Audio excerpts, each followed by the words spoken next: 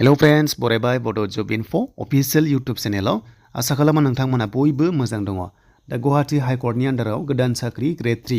गासै पस्टआ दङ 141 नोंथांमोना जायफ्रा एलिजिबल जायो एप्लाइ खालामबानो जाबाय आरो लोगोसे Assam police Assam forest excise constable jail warder and बेनिफ्राय एफिआर स' नोंथांमोननि बाइबा टेस्टआ थाबैनो जासिगोन आरो एफिआर ना ओंखारखाबाय स' नोंथांमोना जाहाथे बाइबा टेस्टखौ मोजां होना फैयो आरो बे बाइबा टेस्टआव माबादि रोखोमनि कुइसन फैगोन एबा सोंनाय जायो आरो बेसेबां नाम्बार जों बेखौबो नायगोन दा गोबाव खालामा जों थांग्रोनि अफिसियेल वेबसाइटआव बेनो जाबाय गुवाहाटी हाई कर्टआव दा माबादि साख्रि ओंखारमारदों जों दानिया नायनोसै फैदो। दा नोंथांमोना अफिसियेल नटिफिकेसन नायनोब्ला बे नटिफिकेसन्स मोनसे मोनदों बेयावनो नोंथांमोना क्लिक खालामनांगोन अब्लानो गासैबो नोंथांमोना फारि फारि नायनो हागोन। दा बिदिब्ला आं अफिसियेल नटिफिकेसन डाउनलड खालामखानाय दङ बेखायनो जोङो डाउनलडआव थांनानै जों नायनोसै स' नोंथांमोना भिडिअखौ नायलांबाय था गासिबो डिटेल्सखौ मोननो। दा बे जाबाय लोगोफोर अफिसियेल नटिफिकेसन आरो बे पस्टआ मा होनोब्ला जों नायगोन आरो लोगोसे नोंथांमोना बे अनलाइनखौ मोनदों 28 फेब्रुवारि आरो बिनि लास्ट डेटआ मार्चनि 15सिम थागोन आरो पेमेन्ट दानायनि लास्ट डेटआ 18 मार्चसिम जोंनि एसटि हिसाबै जोङो 150 पेमेन्ट जों होनांगोन एग्जाम फिसखौ जों होनांगोन। स' बेखौ नायोब्ला बे पस्टआ जाबाय स्टेनोग्राफार ग्रेड 2 एन्ड 3 दङ मोननै रोखोमनि फैदों जेराव नोंथांमोना एलिजिबल जायोबा अनलाइनखौ खालामनो हागोन। स' बेनिफ्राय दा बिनि क्राइटेरिया एन्ड बैसोआ माबादि नांगौ जों दानिया नायनोसै। दा ग्रेड 2 आव सेलेरि जागायगोन 22 निफ्राय 97सिम आरो लोगोसे 3 आव जागायगोन 14 निफ्राय 60,500 प्लास ग्रेड पेआ एसे खम बारा दङ। पस्टआ नाम्बार 1 आव 34 आरो नाम्बार 2 आ जाबाय 96। स' बेनिफ्राय दा बैसोआ मिनिमाम 18 इयार्स एन्ड नर्मेलाव 40 इयार्स आरो मेक्सिमाम एसटिफोरा जोंहा मोनो 45 इयार्ससिम मोनगोन। दा लोगोफोर क्वालिफिकेसन होनोब्ला स' नोंथांमोना डिग्री पास खालामनांगोन बेयाव लिरनाय दङ बे जाबाय ग्रेड 2 नि थाखाय आरो लोगोसे नोंथांमोना सार्टिफिकेट बा डिप्ल'मा थानाय जानांगोन बे लाइननिफ्राय जेरै नोंथांमोननि डिप्ल'मा बा स्टेनोग्राफि कर्स लानाय बा शर्ट हेन्ड लानाय बा पलिटेकनिक लानाय स' नोंथांमोना दङब्ला बे पस्टआव एप्लाइ खालामनो हागोन आरो लोगोसे अफिसियेल लेंगुवेज एसामिस नोंथांमोना रोंनाय जानांगोन बेखौथ' बयबो रोंखायो बे जाबाय ग्रेड 2 लेभेलनि एन्ड ग्रेड 3 लेभेलखौ जों नायगोन।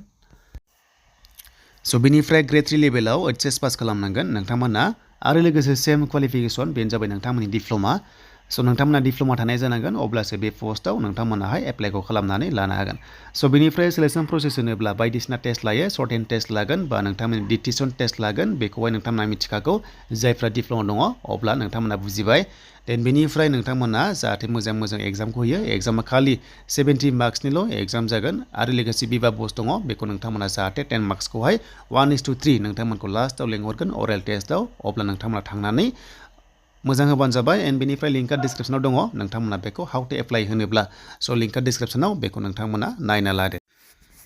स' बेनिफ्राय दायो अरेल टेस्टआव नोंथांमोननि Assam police Assam excise constable बा फरेस्ट गार्डआव नाम्बार 5 दङ अके दा हमना ला एफिआरआवबो दङ स' माबादि रोखोमै सोंनाय जायो अरेल टेस्टआव स' बेखौ नोंथांमोना एसे आपडेट लाना फैदों मानोना दाखालि आसाम डाइरेक्ट रिक्रुटमेन्टआव सोंनाय माखासे डेटा दङ जेरै हमना ला माबादि सोंदों स' लोगोफोर बेखायनो जायफ्रा नोंथांमोना फरेस्टआव खारबाय अरेल टेस्ट होनांगोन नाम्बार 5नि बा आसाम पुलिसआवबो गासैयावबो एक्साइजआवबो दङ आरो लोगोसे नोंथांमोननि स्टेनोग्राफारावबो दङ हमना ला देन बेयाव माबादि रोखोमै सोंनाय जादों होनोब्ला दा फार्स्टआवनो नोंथांमोननि गाननाय जोमनाया मोजां गाननांगोन डिसिप्लिन थांनांगोन बेनो जाबाय ट्रेडिसनेल स' नोंथांमोना ट्रेडिसनेल थाङोब्ला स' मोजां नाम्बार मोनगोन मानोना नोंथांमोनखौहाय मोजां लुक्सआव बा नोंथांमोननि माखासे ट्रेडिसनेलखौहाय श' खालामनाय जायो रिप्रेजेन्ट खालामनाय जायो बेखायनो बेखौ नोंथांमोना गिबियाव टारगेट लाबानो जाबाय फिमेलफ्रा एन्ड बेनिफ्राय नोंथांमोना फर्मेल गानदो जेन्ट्सफ्रा देन बेनिफ्राय नोंथांमोननि नलेज स' नोंथांमोननि knowledge and body language and लेंगुवेजखौ नोंथांमोनखौ सोंगोन बर' रावजोंबो नोंथांमोना एन्सार होनो हायो जेबो नङा जायफ्रा प्रब्लेम दङ स' बेनिफ्राय नोंथांमोना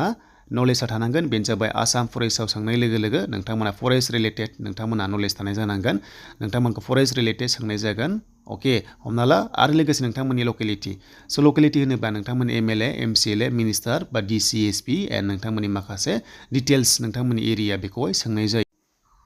दा एरिया होननाय लोगो लोगो नोंथांमोननि हमना ला नोंथांमोनावहाय बेसेबां हमना ला मोनसे डिस्ट्रिक्टआव बेसेबां पुलिस स्टेसन दङ बा सार्कोल अफिस दङ बा नोंथांमोना साबेसे एमएलए दङ बा नोंथांमोना साबेसे मिनिस्टार दंबो जानो हागौ गैयाबो जानो हागौ बे नोंथांमोननि बाथ्रासै नाथाय बेखौ सोंनायनि चान्सआ दङ आरो लोगोसे नोंथांमोननि डिस्ट्रिक्टआव